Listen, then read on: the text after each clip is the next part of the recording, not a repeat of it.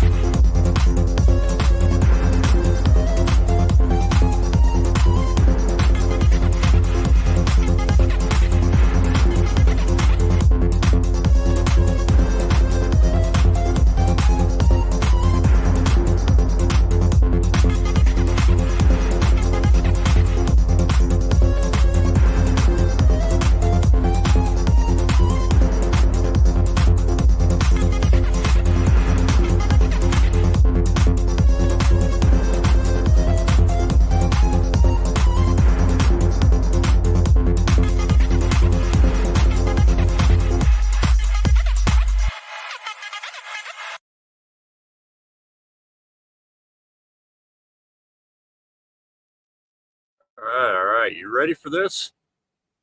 I am. So it's your voice that's just a little low. It might be. I left my headset at home, so I might be all screwed up. So for the people out there that may not know you, why don't you go ahead and let people know who you are real quick, and then we will get started. Hey, sorry, I had 2 windows up. Now it's listening to you twice. So I'm Zelys, the lead dev for DFK Helper. I created this thing. I'm the one that's coded the entire AI.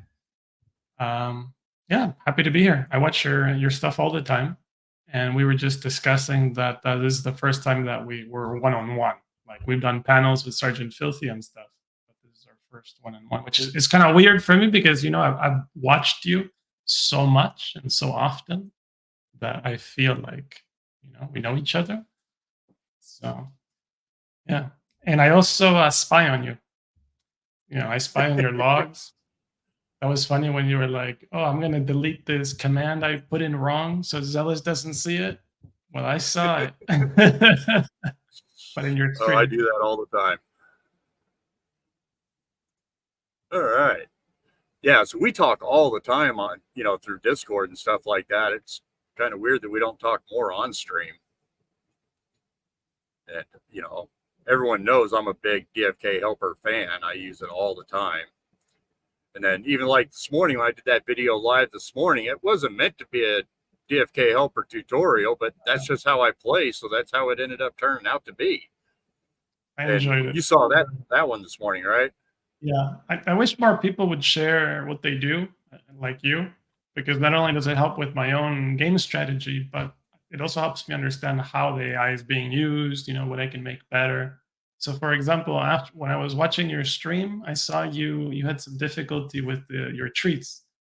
So if you look now at the bottom of that wallet, the items tab, you'll see I added 2 auto makes for treats. I call them the emergency buys. So like if you fall to like a balance of 0, it'll just make 10. Yeah. So. But the funny part is I got a bunch in there, and I used to have it set to where it kept 50 and then it would send everything.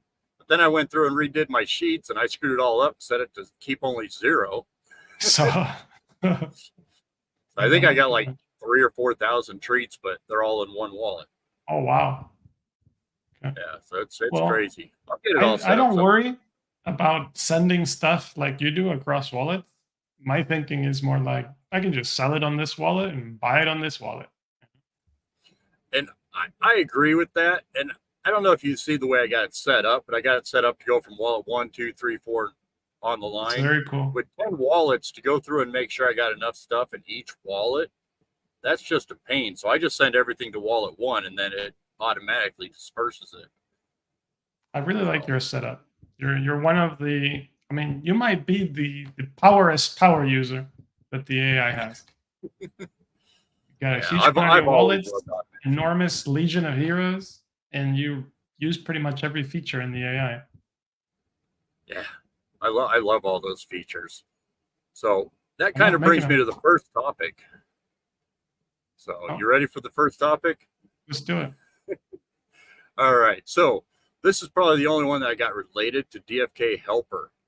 So do you think, and in my opinion, I think it will be, but do you think the features that you have in DFK Helper should and will eventually be part of DFK itself?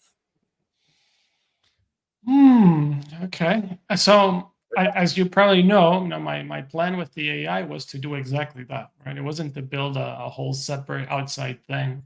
I Yeah, wanted to put all this stuff into the game. Now, there some things can't be, put into the game. Like, for example, the things that do transactions for you.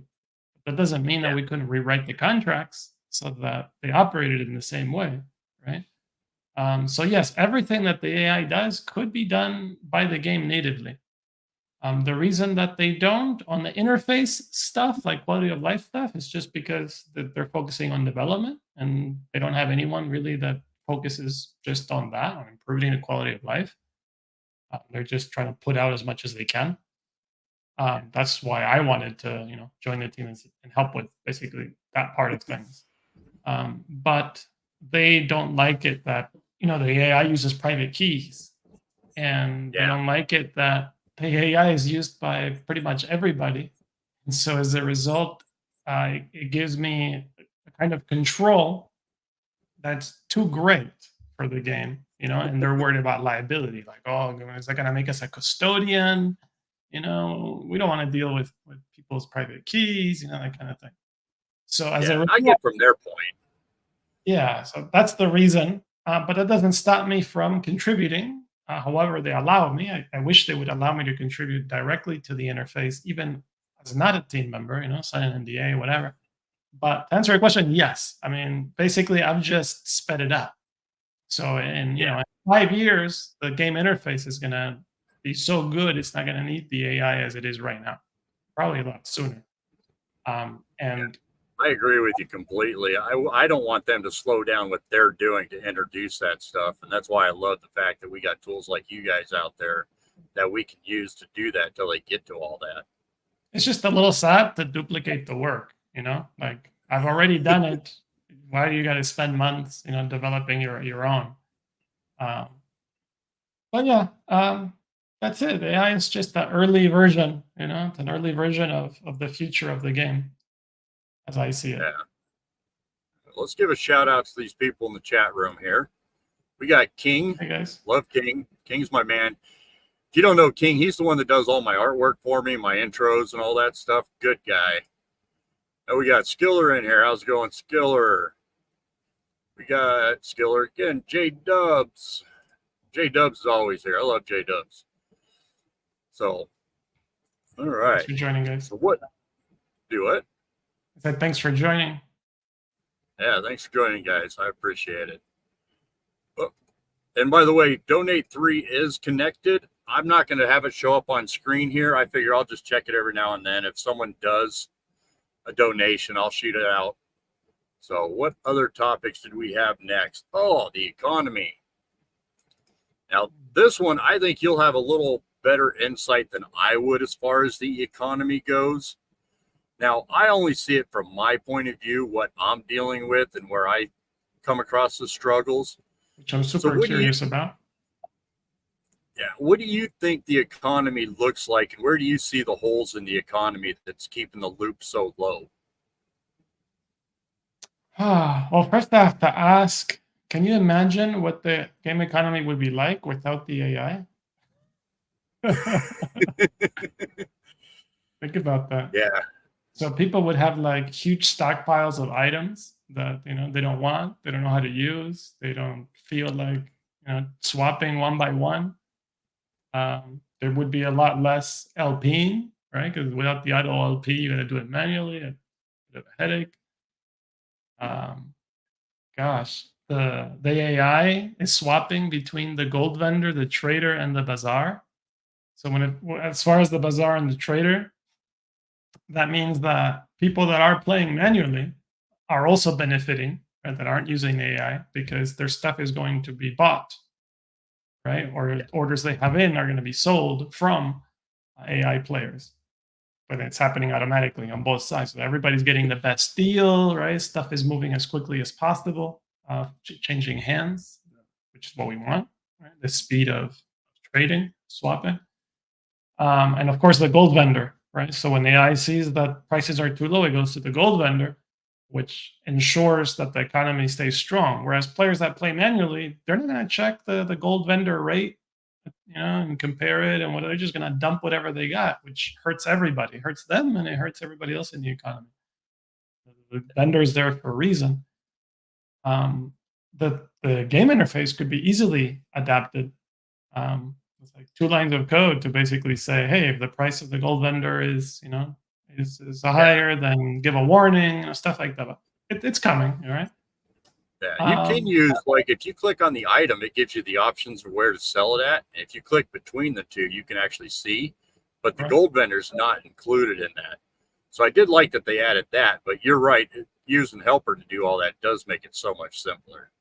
And basically completely automated, so no one has to shop around and try to figure out what it is. But the holes are the things that have to go to the gold vendor in the first place. So the way I see it, the gold vendor was never intended to be a place where you sell your stuff. It's the place of last resort. It's like if the prices are so bad, nobody wants the stuff you're trying to sell, well, you got to go to the gold vendor. It's your last resort. It's the dump. So the question is, why is that still happening? Why are the things that still need to be sent to the gold vendor? And I would say it's because, well, we know it's from a lack of utility, right? But there's this temporary issue going on because of the 4x potion multiplication thing. So if I had known about this, about the plan for the 4x potions, the crate thing, before they did it, I would have begged them, please no. Please don't do it. I'll give you numbers to support the argument that you really should not 4x anything. But they did it. It's a little surprise, and we're still paying the price, which is waiting for that glut of potions to disappear. And it's harder than that I think they planned, because they didn't expect that the DFK players would be so wily. Super stoning these heroes in such a way that they don't need any potions, right? Like, I can do hunts without any potions. Yeah, you got people with wallets like mine. I got so many heroes that farming so much stuff. I can farm way more than I could possibly use as far as potions go. Right. And like right now, there's no opportunity cost for you, because burning those materials to make potions is a good deal. But if those materials were more valuable, because potions are rare, anyway, it's a matter of time. In a matter of time, I'm sure that Hubert did his calculations great for the situation that we're in now, and that once that 4x glut is done, the game economy will improve significantly as far as that.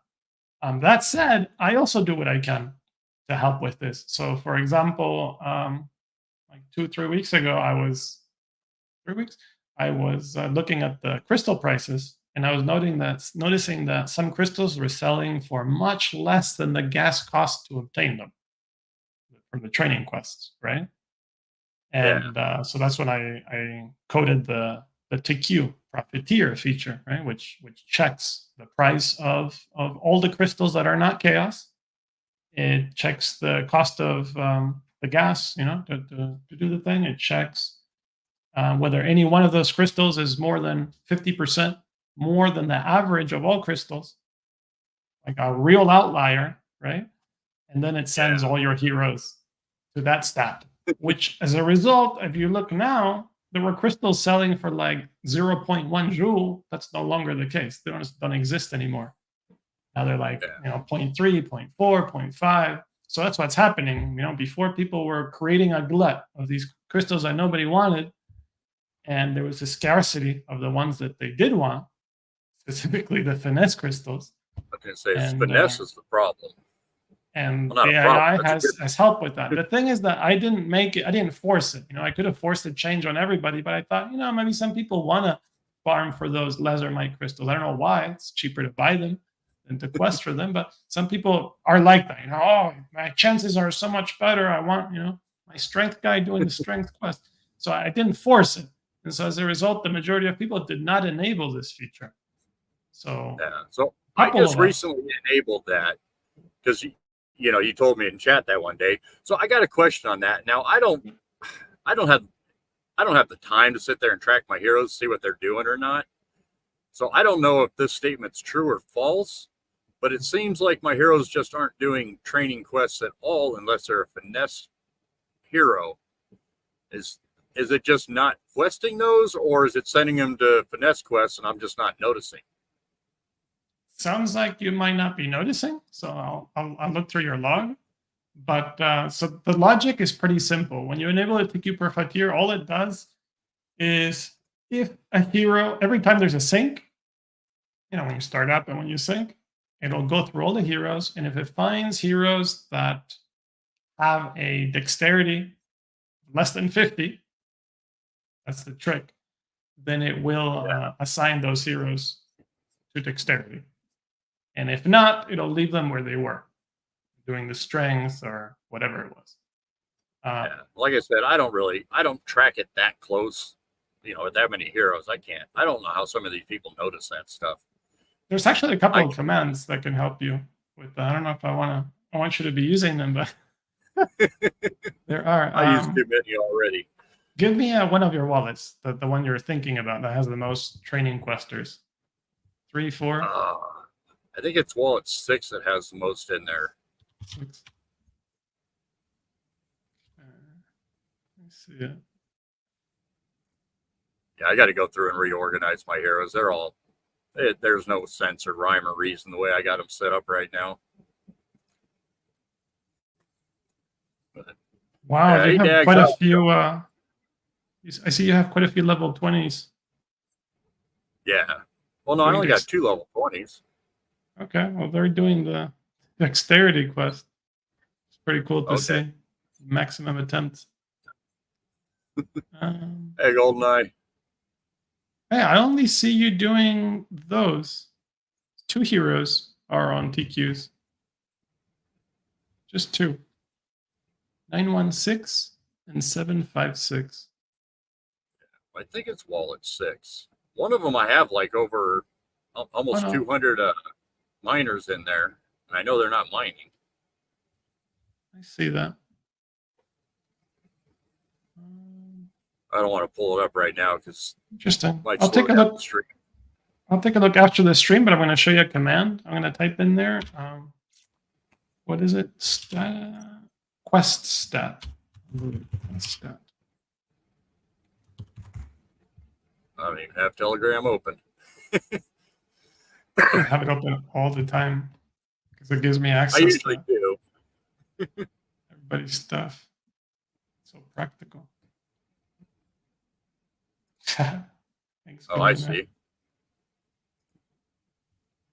Yeah, so there's basically 2 commands that can be used to figure out what the AI is doing as far as quests. One of them is quest stat, and the other one is status.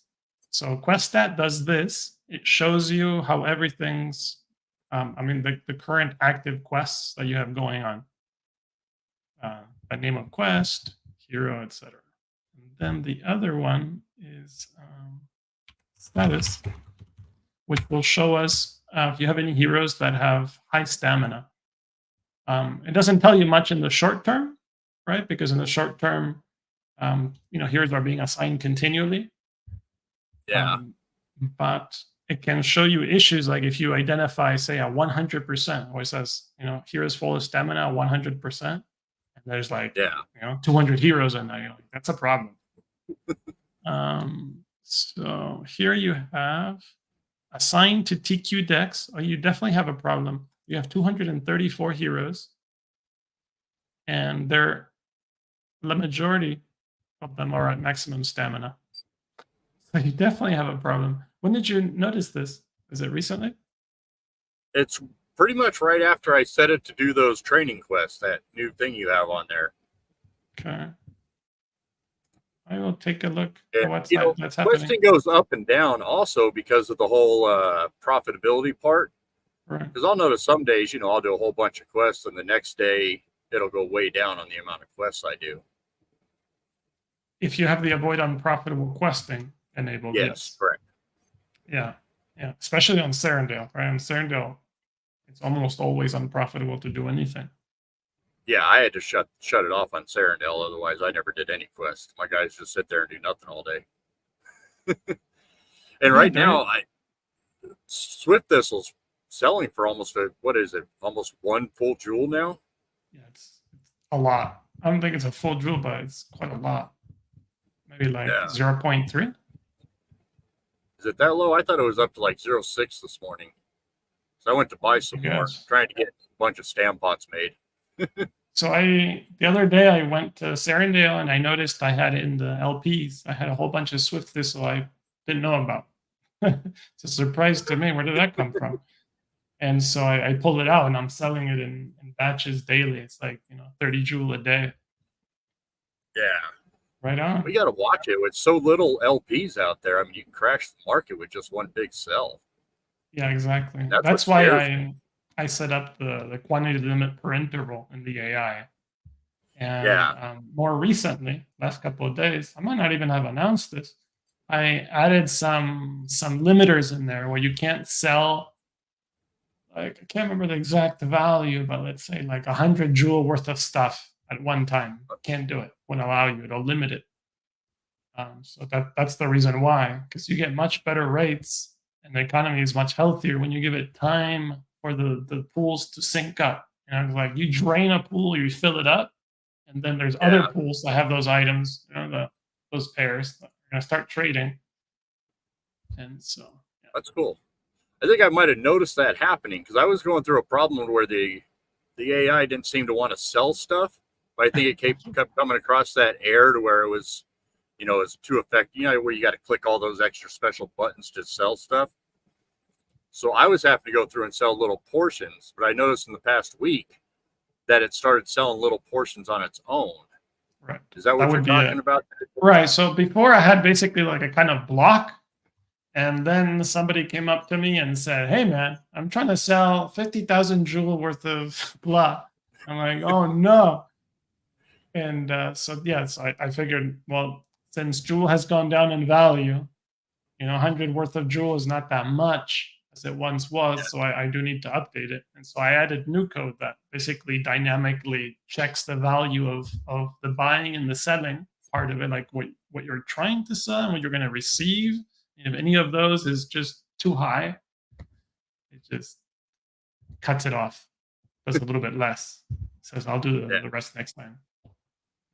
Yeah, I like that. That makes a lot of sense. I love how you got all that stuff working. The second part of the topic was, do you think, and this kind of worries me, do you think the market of all these items is too far gone that it's going to be really hard to catch back up after they do fix a lot of this stuff? You're saying that like prices won't increase again?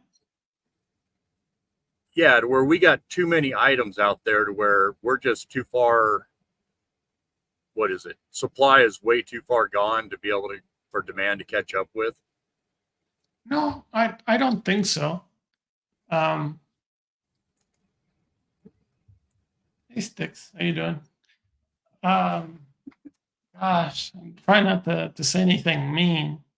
I've never had a chance to speak to Hubert one-on-one. And I wish I had, because a lot of things I've wanted to discuss with him over time. I've tried, right? So for 2 years, I've tried to contact him, but he's never answered on any platform. So yeah, I'm not sure exactly how he thinks and how he makes these decisions. For example, the potion creating thing, that's what you're dealing with right now. It's just that Forex potion thing. And you think we'll catch up to that?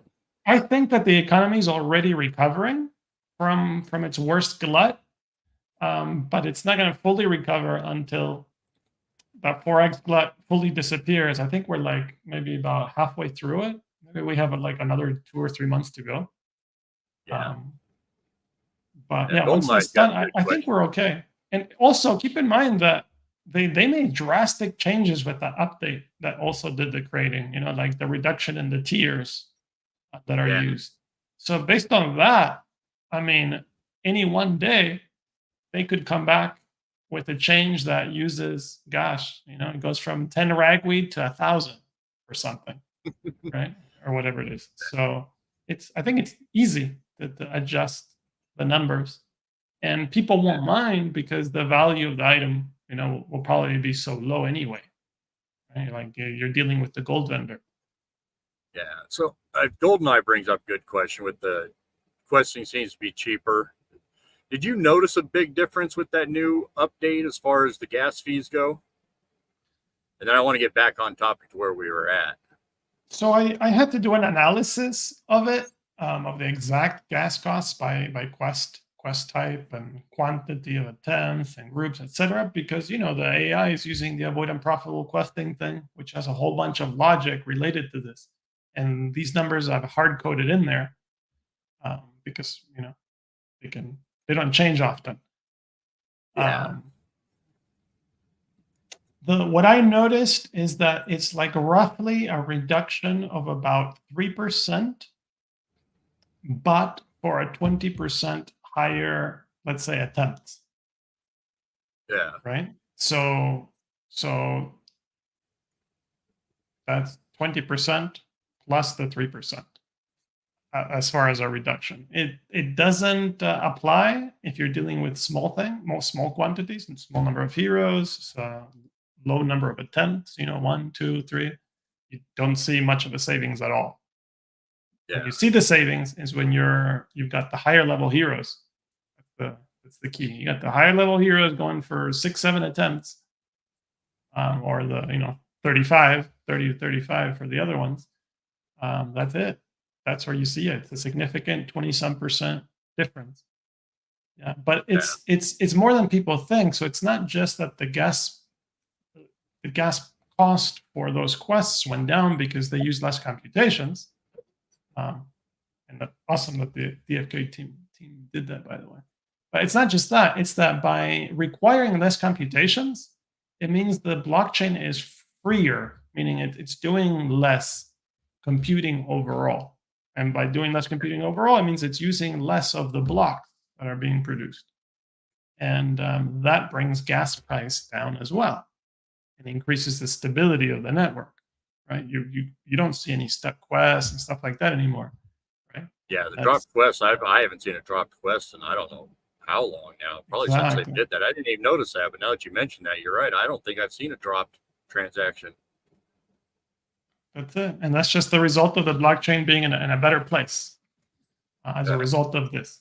So yeah, these optimizations, they have a domino effect. But the problem is that, it's a domino effect. So you're like, oh, it's cheaper to quest, which means more people will quest, even quests that are marginally unprofitable. As a result, they'll create a bigger glut of supply because it's cheaper to quest. So the price of those items will go down. So now it's cheaper to quest, but also you're getting less rewards. Yeah. You got me? So go back. Let's go back to where we were at before. So you mentioned, and I did want to talk about this, and I just don't know how to bring it up, about how they adjusted the tier costs and different stuff like that for crafting. So I'm in another game, and they have, I don't know how their tokens do so good, but they do. Which game? But basically, they just keep minting and minting and minting and minting, and then you burn it. But there's no caps or nothing like that, like most games have. But they're constantly adjusting how much they're minting, for the players and all that stuff. And I like it because I think that's how they keep their economy so good. So would you be against DeFi Kingdoms just constantly switching that stuff as needed? I kind of worry. I would be for it. But I think a lot of people out there, we get a lot of, maybe not so much in DeFi Kingdoms, but there is a lot of people that they just like to throw fits about every little thing. What's your thoughts on them doing something like that? So I'm like you. Like if we have an enormous economy, then I'd say let the free market reign, right? Like the US. Yeah. Let it reign. Globalize. But if it's a small economy, like perfect example is Switzerland, right? It's a tiny, tiny little country. It's not part of the European Union entirely. Well, it's not actually, kind of like the UK. And it's able to maintain a really high standard of living. That means really high GDPC, Yeah. just because of how it so carefully controls the economy, right? Controlling imports and exports and prices of things and wages. So it's adjusting this stuff all the time in a way that results in a very robust economy, very stable. Like to the dollar, even though they're not actually pegged to the dollar, they maintain the same level. In fact, do a little better sometimes. So yeah, I would say that, Hubert and team should be making changes to this stuff every day. Yeah. That's what I think. They should. And I They agree. should, but they won't. Right? They won't. This is like a really rare thing. Once every 2 years, they're like, well, it's really bad. We really got to do something about it, and they do it. Um, and and us talking about it makes me feel something. Makes me feel like let's say that you went to the AMA, you asked this as a question, as has happened in the past. I would expect that the same thing as has happened in the past will happen again, which is that Hubert will take over the question and he will say, "Oh yeah, that's a great idea. We are tracking, all that information. We're well aware of what's going on, and maybe someday if we see the need, we're gonna adjust something, but right now everything's fine, Yeah. and maybe the community's like, no, it's not fine. Fix it right now. As has happened with other things, like moksha runes and tears, and when you couldn't hatch even a pet because it was so costly. And Leave our Moshka runes alone. I like it where they're at. so yeah, they make their adjustments, but they're not in line with the community's wishes. Yeah. And the timeline is usually pretty long. Like I've noticed that they like talk about something and then it takes about 9 months often for that. Now, from their point of view, it's because they're trying to get it right, right? They're trying to do Yeah. it perfect. They're trying to And be they got careful. so much that they're doing too. They don't want to overreact. They might overreact on something like tears or whatever, and suddenly that's a collapse of the economy, or it goes nuts, or unintended effects. So they try to do things slowly and monitor over long periods of time. They're just super conservative. Yeah. In my opinion, we're in Web3, so I'm like, let's not be conservative. So an example of this is the AI. The AI is anything but conservative in the sense that it allows you to, burn hundreds of thousands of power token in a couple hours, doing any manner of things, right? From the dueling or rafting or trading, summoning. And it also means that in order to adapt with all the issues that are going on, I have to make changes like 5 times a day. Like I'm doing patches constantly because if I find that someone has an issue, that issue is happening to everyone. They may just not know about it, or they may just be waiting for somebody else to report it, I do Um, that. And as a result, it means that when I'm making that change, I'm not really testing the consequences of that change, right? And the reason that I do that is because, well, I'll set, like ceiling limits like I did with the trades, like so it can't go too high anyway, that kind of thing. But I'm using everybody as a test base. Like, for example, you're one of the top people that I look at after I make a change. So I make a change and I look in your wallet and I'll be like, let's see what happens now. Yeah, I know. I see you put commands in there all the time. I feel like putting little smiley faces on there when I see you do stuff like that. Yeah, so I'm just checking that the changes that are made are having the intended effect and there's nothing unintentional. And obviously, it's so much easier to do that with someone that has, like you, a dozen wallets and millions of heroes doing everything, because it means I can test everything, in 1, 2, 3 wallets. But they don't do that, right? They're managed by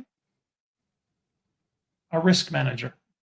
So the CEO, That is true. his That's all specialty he is did. risk management. My specialty is business management, which means that like my focus is how to make clients happy, how to make more money for everybody, how to make the whole ecosystem stronger, how to make this thing last forever. Those are my thoughts. How to develop quicker and quicker. But his thoughts are how do we protect the community? How do we make sure nothing breaks? How do we make sure that the team doesn't die because we did make this little tiny change and cause chaos? So they test and test and retest and test some more. Months of testing. Yeah. And mine was that's always what the production. I did mostly production most of my life, keeping, everything flowing smooth. So, I look at it that way. I'm not used to waiting for stuff to correct stuff. If, you see a hiccup, it's right there. Even if it That's screws right. something up, then you just know where to adjust Right. that.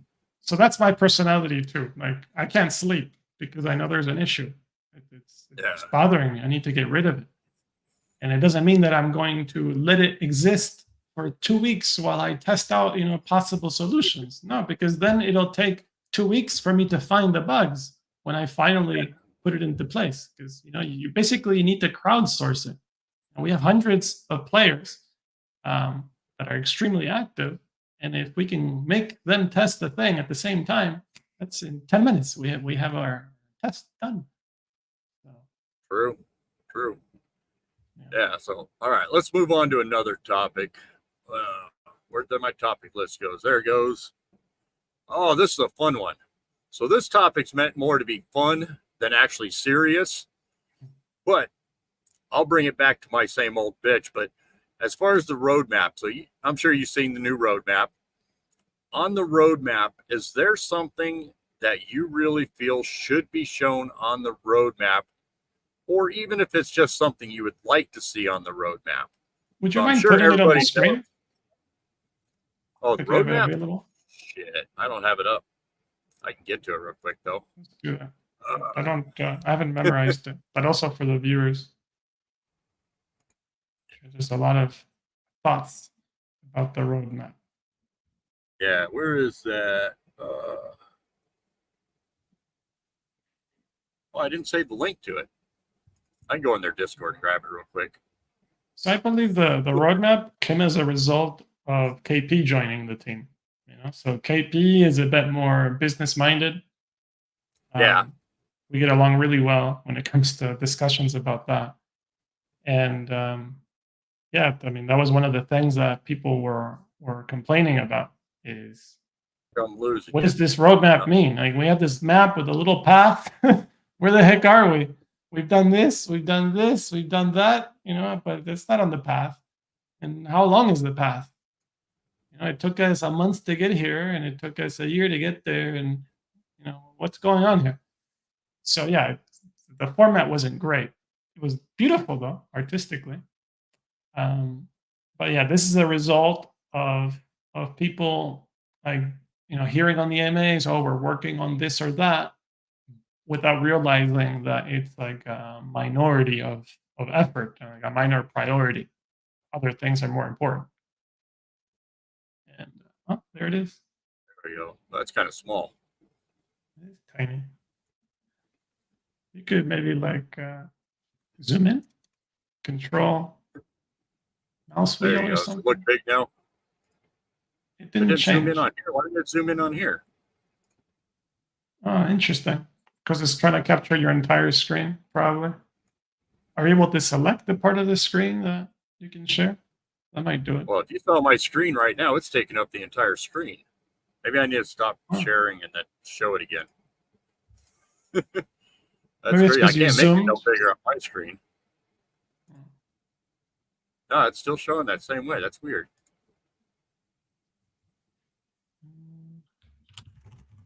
Oh, this is why. You found something? Maybe. No, it still did the same thing. It's streaming is an art form. Yeah, it is. Okay.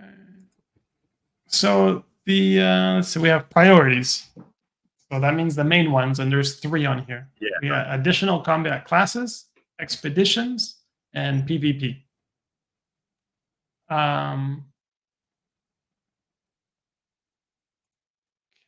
so additional combat classes.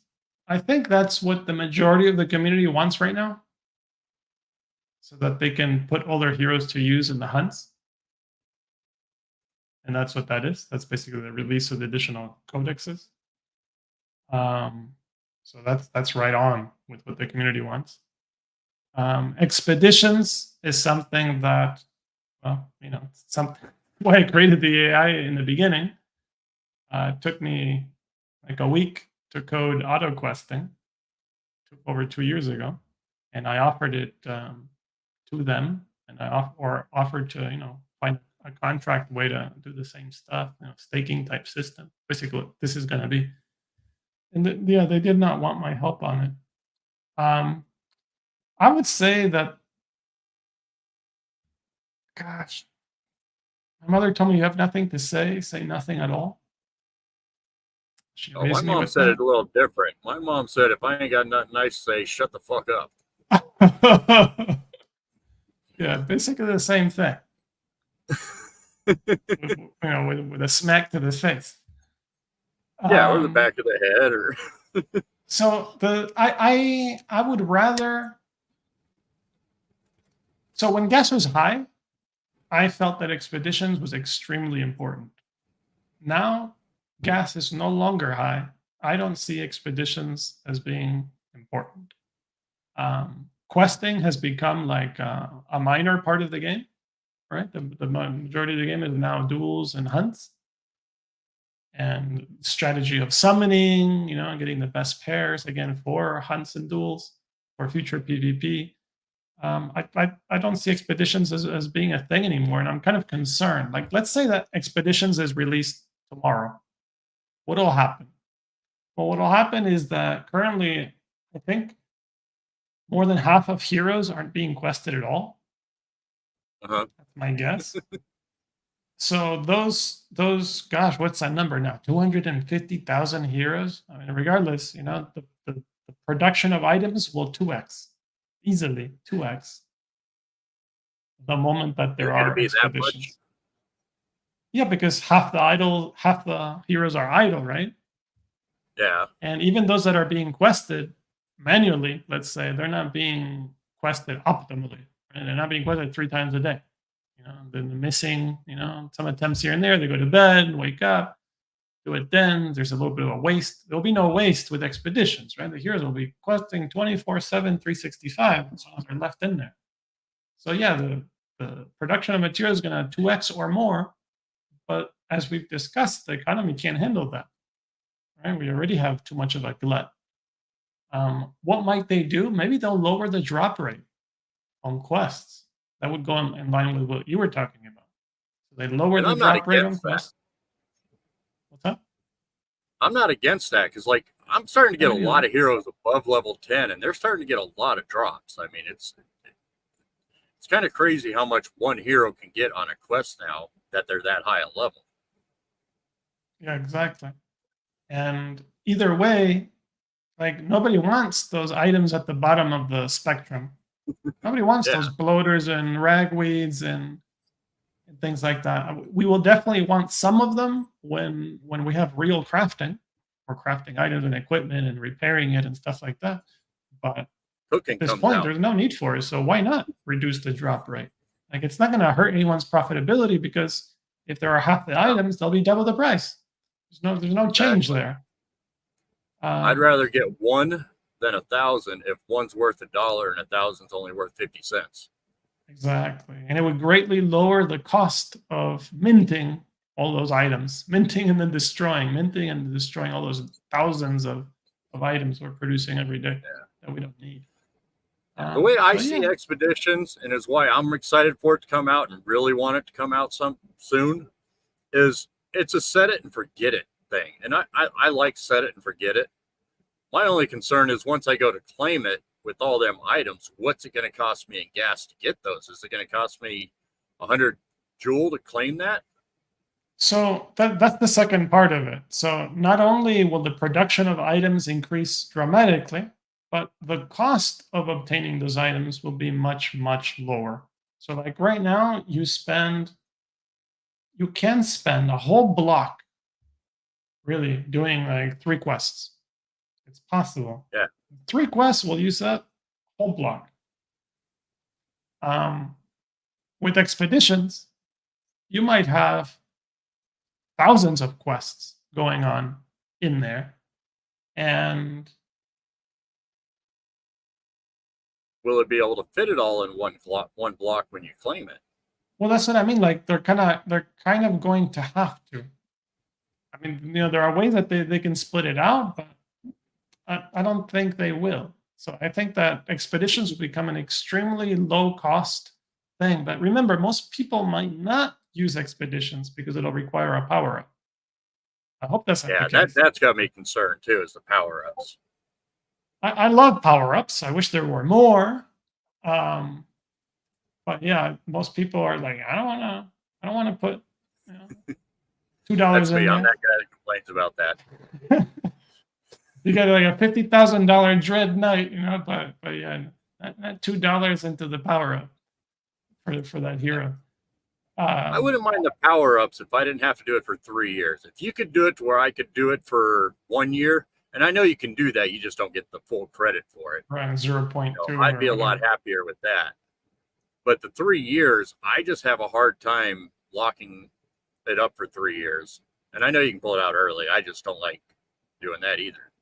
I think they came up with it 3 years just as a consequence of they're estimating the next bull run of the entire crypto market and the next crash and then the next bull run, and they're like, let's get it in there. Let's get it at the end of that cycle. But I'm sure they'll change it.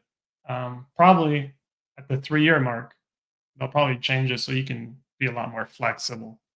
And I also would expect that some power-ups will go down in cost. Like the level 2 bazaar power-up, it's like a fortune, isn't it? I think it's 5,000. 5,000? I thought it was 1,000. It's high. No, it could be. I don't got none of those. It's massive. Yes, but it doesn't necessarily justify it unless you're doing an enormous amount of trading. But I think that's kind of they're testing out the market and how what people are willing to pay for the power ups. Keep in mind the power ups you're not really paying for, right? It's your money that you're just depositing, and there's no cost. Just that's the if deposit. You keep your wallet that long. Yeah, if you don't die. Yeah. The 3-year period. Never know out here. But yeah. Okay, so those were the main priorities. And now I think that the main priorities are probably the only things that they're actually actively working on. I think everything in the second priority is just a way to say, that stuff is not coming anytime soon. Yeah, and I think they're 100% working on the PvP right now. I don't blame them to go all in on that PvP. So the PvP, as I understand it, is just one contract. If we're discussing Metis, right? It's Metis, the Colosseum, as it's called. Yeah. Probably shouldn't call it just PvP, Colosseum, because there might be many types of PvP, even ones native to our chain. But let's say, Colosseum. I see that. Yeah, Colosseum sounds better now that you put it that way. I don't know that anyone is actively working on the Colosseum. If I were them, I would probably be waiting until I have the funds to fund the whole thing and to do it right from the get-go. And that's happening essentially, not with the Genesis pools, the Hercules decks, and all that. That's what's creating the funds necessary to fund the Colosseum. I would expect we'll have those funds in a couple of weeks. So we're deeper in this. I understand they're giving them some too. I don't know how all that plays out. I know they said it's in increments, so it's not like they're just getting 2 million right up front. It's going to be divided out or however. Well, Hercules seems to be pretty conservative. We see that with their APIs and the way that they talk about the thing, and they're not trying to create something that's going to disappear in 2 weeks. Like a meme coin. They're trying to do the exact opposite. So that's what I would expect, that the money's going to come in little pieces, little envelopes every couple of weeks. But the way I see it, it's going to benefit DFK Chain more than it's going to benefit Metis from my point of view. I'm sure Metis feels the same way, that it's benefiting Metis. But that's what a win-win looks like. Win-win, both sides feel like they won. What's on here? The basic equipment shop. So that's probably okay. So if I could focus on one thing right now of things on this list, do we have crafting on here? We don't, right? No, nothing. So They that got would the be my. durability, but I guess it comes right after the basic equipment shop. yeah, So we need the basic equipment shop first. I agree with Yes. that one. I think that's another big sink, and right now we need sinks. That's it. So my I would put all manpower on the equipment shop and then straight to crafting. I would Well, I also would go release. equipment shop then the durability. Right. But I mean, they essentially go together. So equipment shop, Yeah, durability. That means you need equipment for the hunts. That means you got to produce the equipment. You need materials to make the equipment, to repair the equipment, so forth. And it creates like a counterbalance, a substitute for all the items that we have in the game already from the hunts. So you're yeah. like, should I buy the hunts item? Should I try to hunt it, or should I try to craft it? Something inferior, or how does that work? So That would be my focus, because I'm like you. I think that the focus needs to be so what we see is that a lot of features are released, but they don't end up being polished. So yeah, that is a way to develop, but without the polishing, it's like for I example, just a lot go of ahead. people stopped questing, which was like the primary goal of the game, for the longest time. The biggest thing, the biggest part of the game itself was the questing. And with those people not questing anymore, because they're just like, man, it's not worth it, worth my time and effort. It's like a part of the game has been abandoned. Like the most developed part of the game has essentially been abandoned. And it will remain abandoned if we focus on things that have nothing to do with it, like the hunts and the PvP and these other things. So I would say, Yeah, knock out what you got on your plate, knock it out, and then move on. And to knock it out, we need this. We need the equipment shop, durability, boom. And then, if possible, release one pet, one yellow pet, one gold pet, just one. Release it. Let everybody hatch that one pet that exists, and 2 days later, they're going to release a second pet. And everybody's like, oh, man, we need more eggs. I burned all my eggs making the other pet. Now we all got a monkey or whatever. And now we can get a cow. That kind of that would thing. be kind of cool. But I think Right? we're So on the same release them. page with that. It seems like when they release something, it fills a hole, but yet it opens up 3 other holes. That's it. So my thing is, let's focus on cutting those loose ends. Yeah, Eliminate loose ends. These are all loose ends that we're creating. And it just feels like abandonment. Like when Expeditions comes out, the whole questing system becomes suspect, right?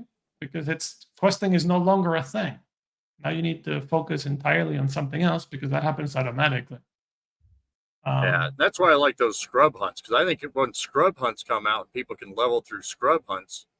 They'll quit questing as much, causing less minting of all the items. Right. And I think that would help too. Because if What I I can would level like, through doing quests, or not quests, but combat, I think that would be a different way to move heroes around. And I don't see scrub hunts on here anywhere. how about this? How about you have like a level 20 skill quest that brings in higher rewards because it's in a dangerous area or whatever, and you can't just automatically send your heroes as you would with normal questing nor as expeditions, but rather you basically got to do like a hunt as part of the quest. You got to clear the area, you got to clear the monsters so you can go gather your herbs or whatever. And that's something that could easily be done, just connecting the current hunt system with the skills and everything already in there. You just got to beat, the boss, the mini boss, in order to access the hunt. Otherwise, you come back with your hands empty, as you do with the hunts. So yeah, instead of getting two tiers or 4 tiers or whatever that is, the reward is now, and things for crafting that maybe you don't want, and equipment that maybe you also don't want, or you're not happy with the drop chances, you can quest basically be like reuse the existing game mechanics and do more with it, rather than adding stuff and never finishing it. That's my way. My way would be that.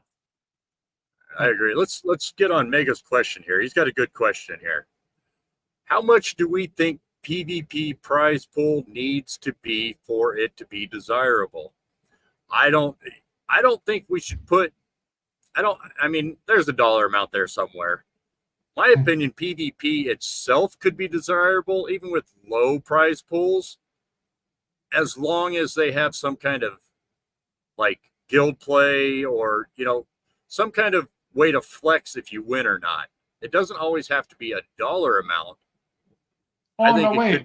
When you say prize pools, are you meaning like somebody comes up with the money to give away? Correct. I think he's thinking more like sponsors or something like that. Like if I don't expect a company comes in. I don't expect that's what's going to happen with PvP. So the reason that PvP is way superior to hunts and duels is because it's basically a combination of both. So but let's talk about this, duels. So one of the issues that I've had with duels always is I've asked the question, why are we being limited to wagering one damn crystal? One crystal, one J, 3J, like that's nothing. It's chump change. Maybe 2 years ago that was something, but it's no longer anything. I want to wager, 10,000. I mean, I spent more than that on that hero, or I spent more than that on that one stone for that hero. So I want to wager more, right? Why? Why are you limited? Why do you have to do the cookie cutter approach of whatever they give you? Like, why can you only use 2 potions in combat? Like, why can't you use 3? Is it really such a big difference? Oh no, you've reached your weight limit.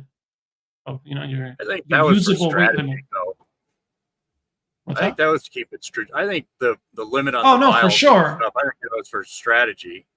But I see what you're saying with the duels. I think that for me, it's just simple. Give me a limit. Just make it easy for me. I don't have to make no decisions. No, but I'm saying that's cool. But why not also put a little empty box where you can enter your own wager, enter your own price? That's essentially what's happening with ADFK, right? So with ADFK's adventure PvE thing, you can put in, 300 crystal, 500 crystal, go out there and it gets multiplied against your success rate, and that's the number of tickets that you get back, raffle tickets, right? So you can easily do the same thing with duels. But I'm taking this to the other level and saying that Metis is essentially doing this for us.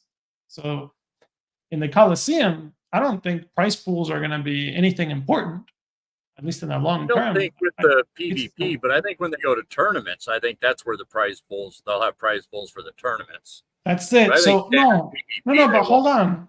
I'm thinking more of the crowdsourcing aspect of this thing, which is to say that you are going to wager, I'm going to wager. This is going to be like karate combat. We're all going to wager, and the prize pool is going to be our wagers. And those wagers are going to be astronomical. Like, I fully expect there's going to be a $20,000 fight. Easily. Just like in karate combat. So, yes, I think the prize pools are going to be massive. I don't think they're going to be a result of anybody donating, right, money into the prize pool. I think it's just wagers. We're all wagering against each other. I can see that, but supporting, each other, and big money. I'd kind of like to see it both ways. I'd like to see it wagered, and then I'd also like to see sponsors come in also. In the beginning, there are probably more sponsors, and then in the long run, it's kind of like the Super Bowl. In the Super Bowl, there's money all over the place. Everybody's getting paid. The advertisers are paying big money. They're also getting big returns, and it's kind of the same thing. Like, because there are so many wagers, because there is so much money, there is so much interest, advertisers are going to be like, well, I only have $1,000 or $2,000, and it's not much compared to the size of these enormous prize pools we've got going on. But it allows us to put our picture in there, our name, get some brand awareness. And I think that'll boost. But I don't think it'll be financial for us. It's more like the free advertising. right? They're trying to market to us, but in doing so, they're marketing to their own user base that they're bringing to us. So Yeah. it's a win-win. All right. I could see it going. I like that. I could see it going both ways. Both ways. So what else did we have on our topics? Well, that was it. I left the last one up to you. Is there something you wanted to talk about? Oh, let's see. What's on your mind? So what's been stressing me the last couple of days? So I'm looking to move to Nashville. I like Nashville. Right? I'm currently in Chicago. I love it down there. That's where Ogre's from. And yeah, so I was traveling, and as a result, I wanted to code, but I didn't have my computer sometimes. And so what I did, and I do code on my phone sometimes, but when it's really complicated or I'm coding from scratch, that doesn't work. This is the first time that I coded on paper. So I brought in like this little notebook, pen and paper, and I coded. And to my surprise, I got home, I punched it in, and it worked. What I coded was the new auto-vial grouper. Auto-vialing grouper. So before, what would happen? That's it. So before, like, let's say we had a guy that assigns 30 fishers to vialing at the same time. What would happen is they would each go individually. They would at some point reach the quest queue maximum. You can only have so many quests at the same time, simultaneously. And then the system just rejects it. You've reached their queue limit. And it didn't matter that it was only like a handful of heroes, right? Because it counts the quest, the group. The group of 1, group of 6 is the same. Anyway, so I coded it so that now it will group them up in the most compatible way. So if you have like 2 level 15s that can do X many attempts, they'll go together for that specific quest that they're both planning on doing. If they're doing a skill 0 quest, they'll group up for it. The guys doing the skill 10 will group up for it separately, that kind of thing. So it does this thing. And what's cool is that it does it dynamically. So a hero levels up as he's vialing. He's now able to enter, the other quest type. Boom, he moves over, joins the other group. One hero, he's got some bugs in the RPC for a couple of minutes. He can't join the quest. He won't stop the others from being able to quest. So they'll group up differently, and boom, they'll go. So as a result of this, the folks that are vialing lots of heroes at the same time, they've noticed a significant speed increase. Yeah, that's nice. Like 2 to 6x. 2 to 6x. So I got a question on vialing. So the way I'm doing my vialing, I haven't started any yet. You don't. When I started, no, I did some in the past, but if I do it and I have it to where I'm auto crafting vials and I get them all sent to that wallet, if it runs out of vials, is that going to mess something up, or is it just going to wait for more to show up? So as the heroes are vialing, it'll tell you how many vials each one of them needs to reach the next level, right? Yeah. So they're telling you this. They're showing you the dwindling supply. You got 230 left. You have 275 left. We need another 14. That kind of thing. When you run out, it will tell you you've run out of vials, and then those heroes will cease questing. They'll cease questing. You'll get a warning that'll say these vialers are not questing anymore. It's as if they had reached their maximum level and you turned off their auto leveling, so they can't level. Same thing. Yeah. I would say, I can't level, so I'm not going to vial and I'm not going to quest. Now, to prevent it is super easy. Super easy. So one way would be to have an auto make in there with the proper interval so that it triggers, say every couple of hours, every 4 hours, and it makes the vials that you're missing. And put a keep of 200 maybe with a trigger of 100. So when it's below 100, it'll trigger and make some more. You could have auto buys in place. You could have so that's what bridging. worries me about that is it'll start buying stuff and all that, and then I'll end up running out of funds in that wallet. Right, so that's the danger with it, but that's where you can use the quantity limit to limit how much is made. So maybe it'll happen, it'll use up the 100 vials you allotted for that interval, and then they'll stop, and then maybe 12 hours later, boom, they'll make the vials, they'll start again, and then let it run out. So that's your way. The quantity limit per interval is the way. But something that happened recently, as another feature, is there's somebody that's doing hundreds of auto summons in a single wallet. There's like, gosh, I can't remember, 600 auto summons in one wallet. And this person didn't want to. What's that? I said, that's a lot. I think my max was 200 in one wallet. Yeah, so you're super efficient in that you divided your stuff up between many wallets, and you're like specializing and stuff. That's like more efficient and cleaner and easier to maintain. But this person, he discovered the AI recently, had been using other automation in the past, built up, gosh, a legion of thousands of heroes, and they're just in one wallet. They were like, gosh, 7,000 heroes sitting in one realm on Serendale or whatever. It's insane. Anyways, so he's like, I keep running out of tiers during summoning. And he's like, but I have an auto buy in place or whatever. So I look through his logs, and I see that he's been like summoning nonstop for like the last 8 hours. Transaction, 8 hours of summoning. And sure, yeah, you're going to run out no matter how much you got. And he's like, well, I don't want to keep a stockpile of 200,000 tiers. The cost for that is astronomical for the short-term buys. Is there a better way to do it? And so he wanted the AI to basically intelligently buy as needed, rather than depend on the auto buys and the auto makes and the intervals there.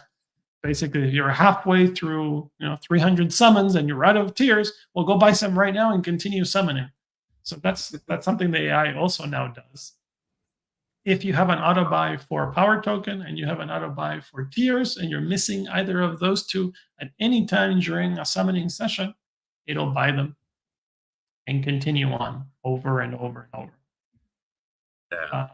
I also did that with auto leveling, where people are running out of the power token. So now the AI checks, you're out of the power token, go buy some. So I built this logic for everything, but imagine that I applied it to... Sorry? I didn't know you could auto buy power tokens. Oh, yes. So power tokens have the name in the AI as realm currency in the items list. Yeah, realm currency. No, you're thinking of currency on the right, but currency is just what money you're using to buy it. Oh, so you don't select jewel or not jewel. You don't select crystal or jade. You collect realm instead. Exactly. So you select the realm. Well, not realm currency. It actually that's the full name. Realm currency. It's a long one to differentiate it from realm. And what it does is it'll look up what realm it's in, find that currency, the power token for it, and then proceed to buy or sell it. But so if I use realm currency, can I auto send realm currency? Yes. I'm not sure if it's been... Oh, yes. So the guilds have been using that feature for probably like a year. So the guilds have the capability, and anyone else that asks me for it, there's a special tab called Guild Send. And in Guild Send, you can do stuff like list a whole bunch of OXs, like all your members. And then you can say, I want to give all of those people these items. It's like the items tab where you can select or search for all the types of items, and you put the quantity, including crystal. And then it will send all those people exactly that list of stuff, including power tokens. I didn't know it would do that. Yeah. I'll have to look at that. Well, I don't need to send it to other people. I was just... My whole thing, what I want to do is I just don't want to mess with every wallet every day to make sure I got enough stuff in there. So I do like you. I have 2 primary wallets, and on my second wallet, I don't want to deal with it at all, ever.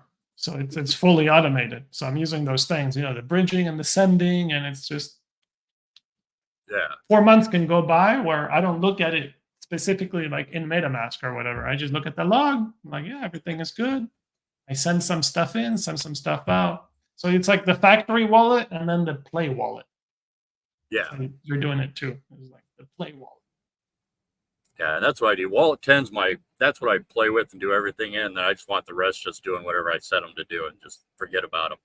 Are you familiar with the feature to private rent heroes? No. So that's something else you might be interested in. So what I did is in one of my wallets, I have one Gen 0. And in the other wallet, I have another Gen 0. And the one wallet auto rents privately for 5 crystal to my other wallet. Yeah. That Gen 0. And so he's always available for summoning by the other wallet. So I'm auto summoning with Gen 0s that are in different wallets by using the private rent OX feature, which is in your hero tab. You just put an OX, done. You can do a different one for each hero. Okay. But that's only for the breeding situation, or not breeding, summoning. Right. Basically to fully automate auto summoning between wallets.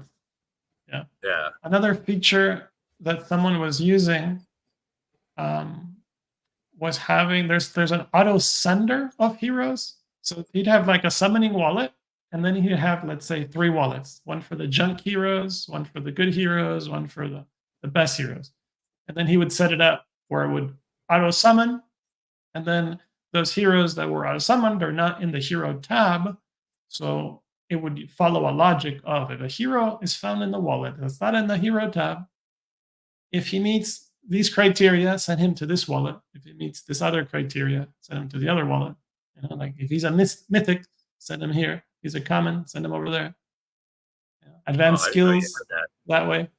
So that's something else you could be doing in the future, is the auto sorting, so that you don't need to look in your summoning wallet for the results. You know, you just go to that wall and you're like, those are my junk heroes. Everything in there. And where's that feature at? I never noticed that one. Yeah, that's it's kind of hidden. It's mentioned in the changelog where I said, if anybody wants it, let me know. I'll add it for you. The reason why is because, well, again, you're like, you and someone else would be the only ones interested in it, right? It's not commonly used. And two, because I see it as dangerous. Like, you know, the ability to send heroes to an unlimited number of wallets. If somebody gets access to your sheet, it's a bit dangerous. That's the only reason. But yeah, or somebody screwing it up by mistake, right? They put an OX, you know, they missed something, boom, it got burned. They put a 0 in there, 0x. Hero burned. Oh. Yeah. That'd be funny. But yeah, power users, like, I want it. I know how to do it. I'm an advanced guy. Yeah, I'll add it for you if you're looking to do something like that. I'll have to maybe look at that. I don't know. That kind of worries me, like you said, about sending them around like that. Yeah, I kind of like, I mean, first of all, you know, Google Sheets is protected by Google, right? You need your Google login. Google is pretty robust. Like, you don't hear often of people getting their Google accounts hacked, like X, you know, Twitter or Instagram or whatever. Because, you know, you change your IP address changes, boom, they're like, verification. And we need verification. We need you to click yes on your device. We need you to, you know, put this code from your phone. We need a code from Authenticator. It's like, you know, they make it rough if you enable all the settings. So, you know, I would say the Sheets is rather secure. But I just don't like the idea of it, you know. The possibility. I love Sheets. No, yeah, I love like the sheet. I'm just saying, like, I don't put every option there that normal people don't need. That's why. Oh yeah, I definitely agree. A lot of people don't know Sheets, and they don't. I don't know, how do I say it nicely? Some people really struggle with Sheets. I think I'm like I've educated the DFK community on Google Sheets. Maybe they didn't know it existed before or what it could do. Now it's like a whole interface. And, you know, I fought Google Sheets for years, and it's all I've ever used is Excel my whole life. I mean, I remember Excel when it first came out; it was nothing, and that's all I've ever used. So trying to change an old guy's like me mind and to start to use Google Sheets, it took me forever to make that change. For me also. I was So, really good with Excel, and there's some significant differences. But now I have the opposite issue. Now I don't want to use Excel. I'm like, oh, it's in Excel, import it into Sheets. yeah. But yeah, I still I do a miss a lot of couple that. of things. I like Sheets because I can share stuff without having to use what is that? Dropbox? Not well. I've always used Right. Dropbox. Like you got files that are too big. Yeah, we sender, we transfer, all that stuff. Yeah. That's a pain, and it's a lot less secure, obviously. Especially because if you send an invite with a link and the person, you didn't approve that account, you didn't invite that exact account that they're trying to log in with, because they used one for their email, then it'll ask you for permission. So Yeah. that's kind of cool. Like somebody steals the link, they still can't get in. Exactly. And with Sheets, you don't have to share an entire folder. You can just share a single sheet. Exactly. So cool. And that's what I like about it. That's what actually got me to start using Google Sheets was the sharing factor. Dropbox got so dang expensive. Yeah, plus, if one person edits it or you edit it on your phone and maybe it saves the change and not on your desktop, and corruption of the file, it's gone forever. You make a change, you save it, it's gone forever. Whereas in Sheets, every save that has ever happened in the history of that sheet is there for you to retrieve at any time. You can see the time and date of any change that anyone has ever made. It shows you the name of the person that made the change, what account they were logged in as, and exactly what they changed. I mean, it's Tells so cool. on me all the time. So that's one of the reasons. That more. Sorry? I need to start using that feature more instead of telling you, hey, I screwed up my sheet. What did I do? Oh, I mean, Control Z will easily undo changes. But after you've saved, it's at the top. There's a little clock on the right. Yeah, I've seen it, and I've looked at it. Yeah. I just don't use it. I should. I mean, it's only no. I mean, you should only be doing undo. Control Z undo for the small things. That's only for like a total emergency, where you really screwed things up and you saved it and you have no undo, and that's rare. It's really rare. But yeah, one of the reasons. Go ahead. One of the reasons that the AI hasn't moved on to use our website as the main configuration instead of the sheet is because of the flexibility. So we built the whole configuration aspect on the website to be able to save and load all the settings that way. But then the issue became that there is no web type interface that's as good as a spreadsheet when it comes to manipulating large amounts of data. So for example, let's say that you have 350 heroes in a wallet and you want to assign them all to a particular quest or give them a certain stat for leveling. You want them all to level in luck as a primary stat now or whatever. In the website type interface, you got to go hero by hero. And even if you have it in a graph type, like in QuickBooks Online, where you have a graph, it looks like a spreadsheet, but it's not because you can only manipulate one cell at a time. And you can't even manipulate a whole row or a whole column. So, like, to give you an example, in QuickBooks, let's say you need to do a journal entry where you have 10 sales. You got to put sales in one box. You got to copy paste sales in the next one. Copy paste sales, and you can't just select the whole thing and paste. That's impossible. Not a spreadsheet. So this is something truly unique about Sheets that makes it way superior for this kind of manipulation, especially now that we have thousands and thousands of heroes. Websites can't deal with it. Yeah. So yeah. So I don't know if this is the right place to ask you, but I'll ask you off stream. You sure? So I don't mind. All right. Well, the DFK Helper website,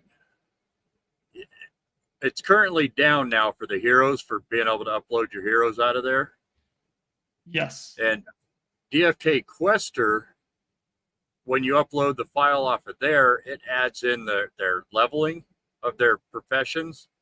So it's not just a quick copy and paste. What are you using right now to update that stuff? So DFK Quester, they have, you can enable a column that's hidden by default. Maybe it's like something, is it like ours, Prof D or something, Prof D, where you just get the profession without any stuff added to it. Huh. I'll have to look at So that. I you didn't know look you could do there, that. yeah, it's like dprof or something. It's another prof, and that one is clean, just the profession. The problem is that it might give it to you in lowercase. And the AI wants it capitalized. Yeah. But yeah, but that's easy to do. Yeah, you can just sort it and then recapitalize it. So that you've touched upon, like, one of the issues that bothers me the most, and that's like the lack of collaboration in the community. So we have a couple of devs, and they each build in their own little fiefdom, and they don't want to work with anybody else.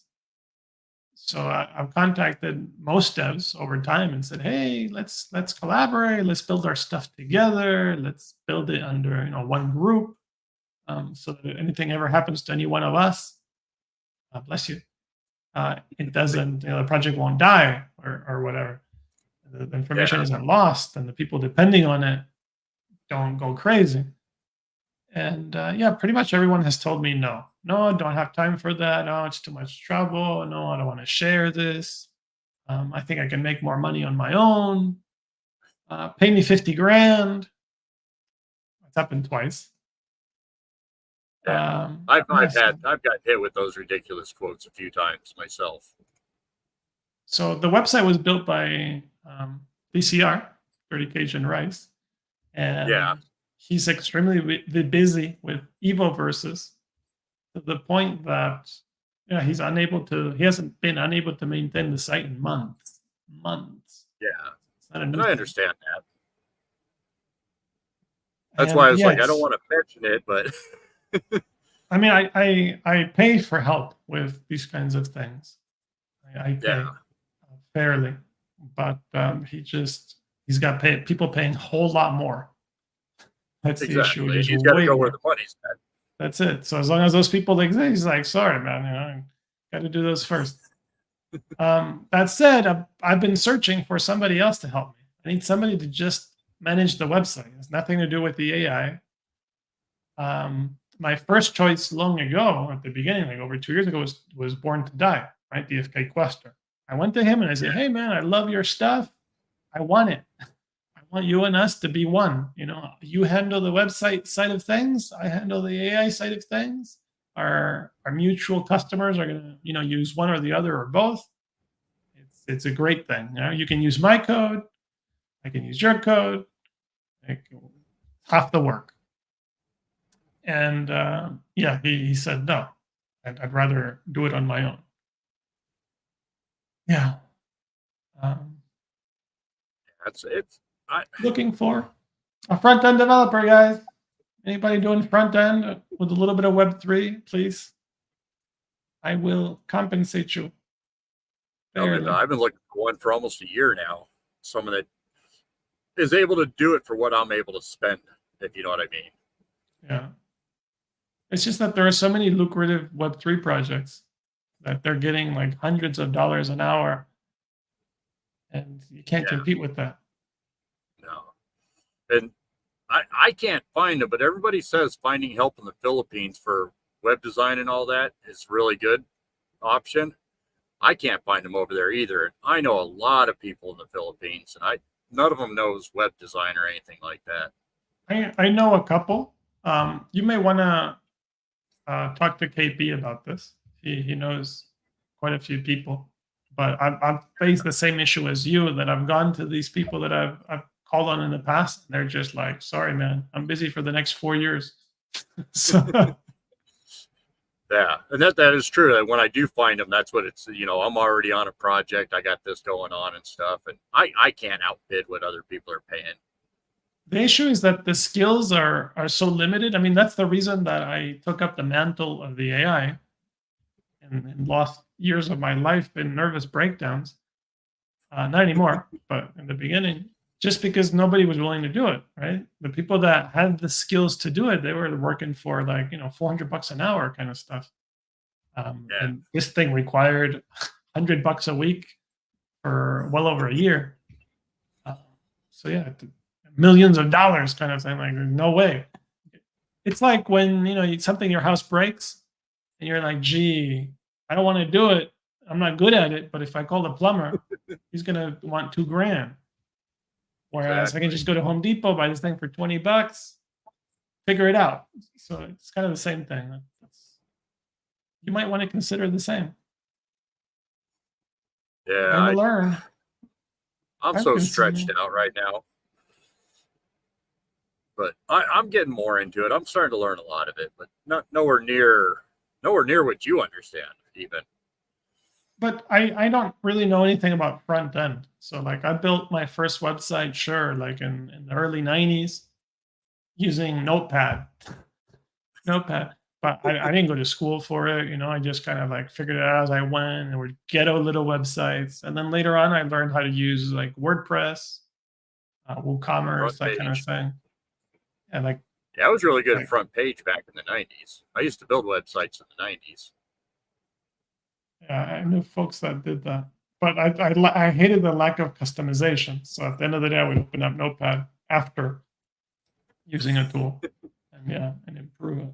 But like these days, everything is handled by CSS, and CSS is an absolute nightmare. I won't touch it with a 10-foot pole. Well, we've been running for about an hour and a half now. I know you got something you got to go get doing. So is there anything else you want to wrap up with, or?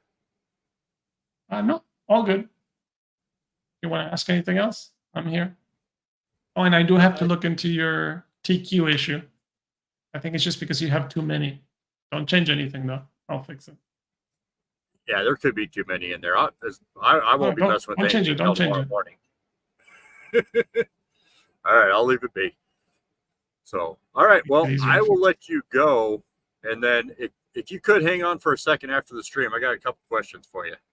Sure. All right. Thanks, guys. Thank you.